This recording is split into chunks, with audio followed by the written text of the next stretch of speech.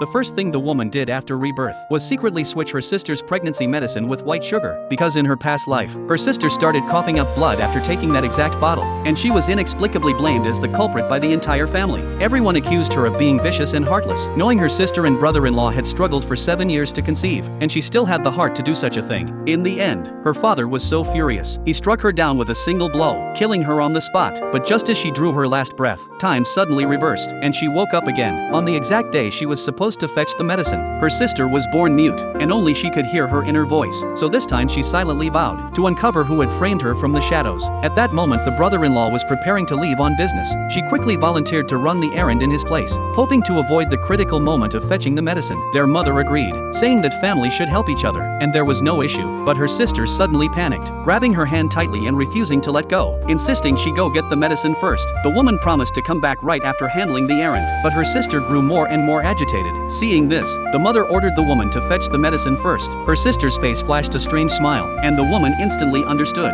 No matter what she said, her family would always take her sister's side, so she decided to play along. To see who was truly behind everything, she went to the storage room, found the poisoned bottle from her past life, and secretly replaced it with white sugar. Then she faked a stomachache, and asked her brother-in-law to bring the medicine over. Sure enough, after taking the medicine, her sister immediately coughed up blood. Her father flew into a rage, and again blamed her first. The woman quickly explained that the medicine was delivered by her brother-in-law himself. Her parents turned and scolded him instead, leaving the brother-in-law confused and speechless. Her sister panicked, desperately waving her hands to defend him. The brother-in-law picked up the medicine she had thrown up, and found it was just sugar. If it wasn't poison, then why did she bleed? The woman stared at her sister, and asked why she faked the symptoms to frame him. Even the brother-in-law was confused, unable to understand her motive. Flustered, her sister wrote a note claiming she bit her tongue. That was why she bled. Everyone accepted the excuse, but the woman knew something was off. There had to be another reason behind her actions. After all the effort to get pregnant, why would her sister fake an injury, and even try to pin the blame on her? Later that afternoon, her sister insisted she come along for a walk. The woman ignored her, pretending to read a book. Her sister anxiously wrote a message to remind her. The woman sighed and agreed. After walking a few steps,